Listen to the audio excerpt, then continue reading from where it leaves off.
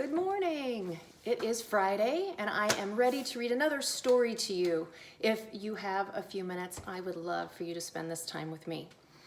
I've made a little cozy classroom corner in my living room. This is where we will be doing our Zooms once we start doing our live online learning together, which I'm really excited for. I haven't seen you guys in so long. This is also where I do my happy teacher dance when you guys send in videos and emails and messages to me. Just this morning I did the happy dance because Barrett and Lorenzo sent me some really great news. I know Colton's been working hard and Angie's been sending cute videos. Liliana's been working hard and doing really cool science stuff at home. So a shout out to all of you who are sending things and helping to keep me informed, and a big shout out to the rest of you who are probably still working hard. Even if I haven't received those messages yet, I am thinking of you.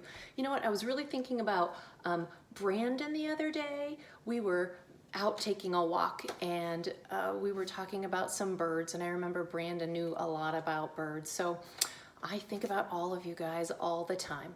So let's get to our story today. You know, this is a really great story called Sylvester and the Magic Pebble by William Steig.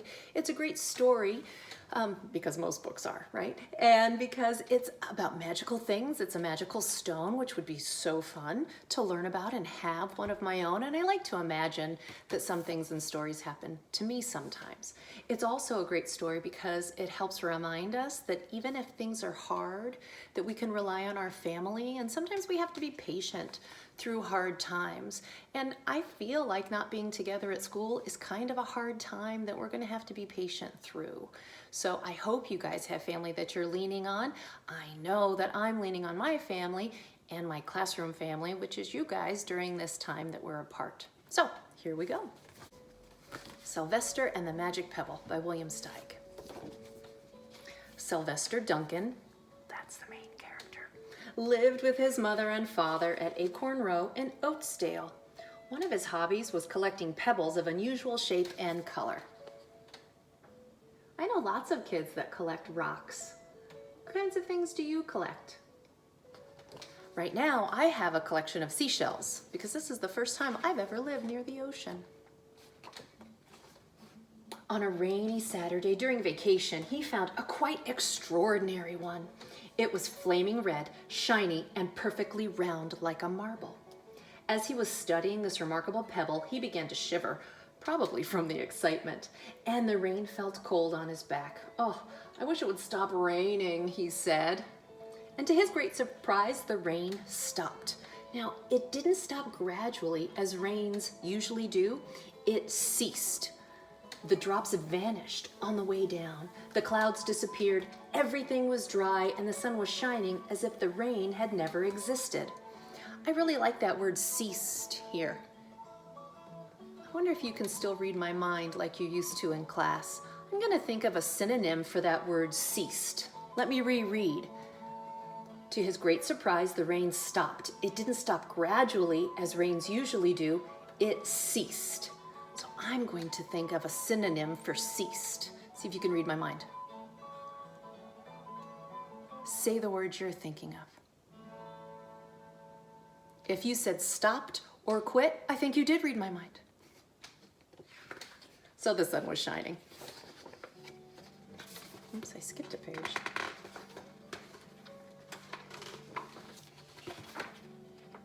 There we go.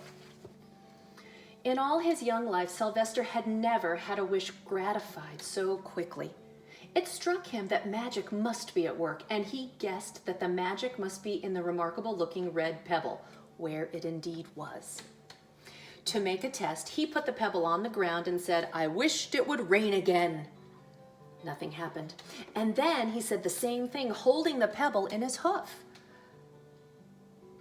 The sky turned black. There was lightning and a clap of thunder, and the rain came shooting down. "Oh, what a lucky day this is," Sylvester thought. "From now on, I can have anything I want. My father and mother can have anything they want. My relatives, my friends, and anybody at all can have everything anybody wants." So this is where I start thinking, what would I do if I had a magic pebble? What kinds of things would I wish for? Would I wish for lots of little things like candy and pickles and games? Or would I wish for big things like a new house for my grandma, or a safe place for homeless people to sleep, or maybe just homes for homeless people, or maybe really, really big things like cures to viruses and schools to open again? What would you wish for? He wished the sunshine back in the sky, and he wished the wart on his left hind fetlock is his leg. The wart on his left hind fetlock would disappear, and it did. And he started home, eager to amaze his father and mother with his magic pebble. He could hardly wait to see their faces. Maybe they wouldn't even believe him at first. How would your family react if you had something magical? Would they make you prove it, or would they believe you right away? As he was crossing Strawberry Hill, thinking of some of the many, many things he could wish for, he was startled to see a mean, hungry-looking lion right in front of him, behind some tall grass. He was frightened. If he hadn't been so frightened, he could have made the lion disappear, or he could have wished himself at home, safe with his mother and father. He could have wished the lion would turn into a butterfly or a daisy or a gnat, which is a very small bug. He could have wished many things, but he panicked and he couldn't think carefully. That happens to me. Sometimes something happens quick and I'm surprised or scared by it. It's hard for me to think. I think that's pretty normal in emergencies. I wish I were a rock, he said, and he became a rock. We need to think about that. What could be the problem in being a rock? Now he's safe from the lion. Lions don't eat rocks. They can't hurt rocks, so that's good. He solved that little problem, but I think he made a new problem. The lion came bounding over, sniffed the rock 100 times, walked around and around it, and went away confused. He was perplexed, puzzled, bewildered. Maybe that's like why I like William Steig. He definitely uses synonyms. Confused, perplexed, puzzled, bewildered. Those are all great words that talk about being confused. I saw the little donkey as clear as day. Maybe I'm going crazy, he muttered. And there was Sylvester, a rock on Strawberry Hill, with a magic pebble lying right beside him on the ground, and he was unable to pick it up. Oh, how I wish I were myself again, he thought, but nothing happened. He had to be touching the pebble to make the magic work, but there was nothing he could do about it. So now he's got a problem that he can't solve, something he can't do anything about. He's really stuck. Who do you get help from when you get stuck? Because everybody gets stuck sometimes.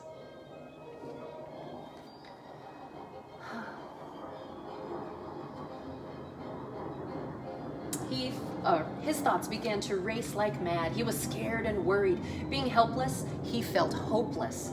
He imagined all the possibilities, and eventually he realized that his only chance of becoming himself again was for someone to find the red pebble and to wish that the rock next to it would be a donkey. Oh, someone would surely find the red pebble. It was so bright and shiny, but what on earth would make them wish that a rock were a donkey? I can see why he feels hopeless. That doesn't seem like something that would happen. The chance was 1 in a billion at best. Sylvester fell asleep. What else could he do? Night came with many stars. I don't know if you could see the little rock or the pebble next to the rock.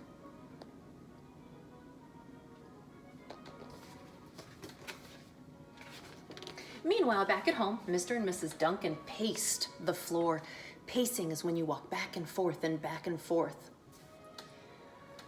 They were frantic with worry. Sylvester had never come home later than dinner time. Where could he be? They stayed up all night, wondering what had happened, expecting that Sylvester would surely turn up by morning. But he didn't, of course, and Mrs. Duncan cried a lot. And Mr. Duncan did his best to soothe her. Both longed to have their dear son with them. I will never scold Sylvester again as long as I live, said Mrs. Duncan, no matter what he does. Oh. I have a book connection with this. I imagine this is how Claudia and Jamie's parents feel when they ran away to go live at the museum. At dawn, they went about inquiring of all the neighbors. They went and asked questions, trying to find out anything they could about Sylvester. Inquire. They talked to all the children, the puppies, the kittens, the colts, the piglets. No one had seen Sylvester since the day before yesterday. They went to the police, and the police could not find their child. Usually the police are great helpers, but in this case, it's really hard because nobody knows he's a rock. All the dogs in Oatsdale went searching for him. They sniffed behind every rock and tree and blade of grass, into every nook and gully of the neighborhood and beyond, but found not a scent of him. They sniffed the rock on Strawberry Hill, but it smelled like a rock. It didn't smell like Sylvester.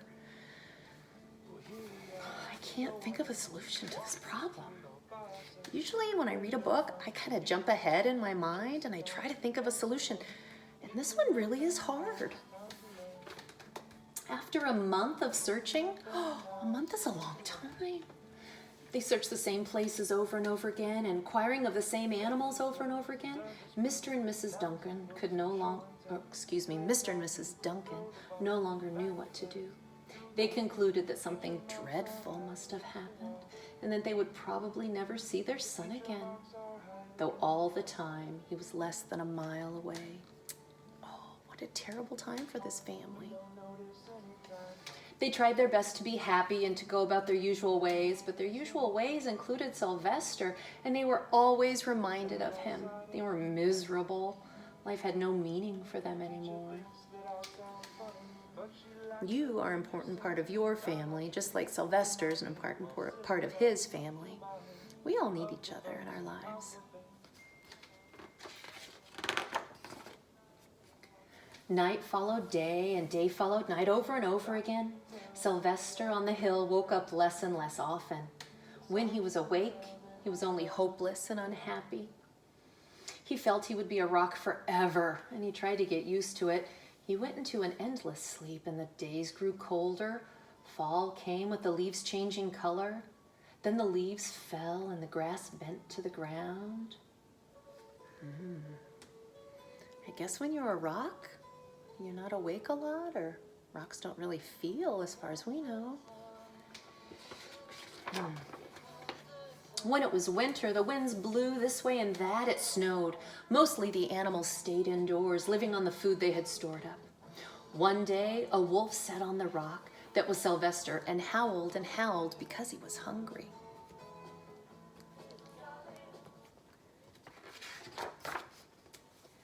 Then the snows melted and the earth warmed up in the spring sun, and things budded. Leaves were on the trees again. Flowers showed their young faces. I feel like we're in this season right now. There are lots of flowers blooming right now in my neighborhood. Lots of leaves on the trees. Lots of pollen making me sneeze. One day in May, May, that's a month.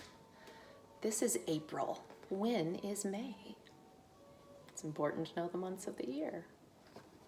One day in May, Mr. Duncan insisted that his wife go with him on a picnic. Let's cheer up, he said. Let's try to live again and be happy, even though Sylvester, our angel, is no longer with us. And they went to Strawberry Hill. Mrs. Duncan sat down on the rock. The warmth of his own mother sitting on him woke Sylvester up from his deep winter sleep. Oh, how he wanted to shout, "Mother, Father, it's me, Sylvester, I'm right here." But he couldn't talk. He had no voice. He was stone dumb.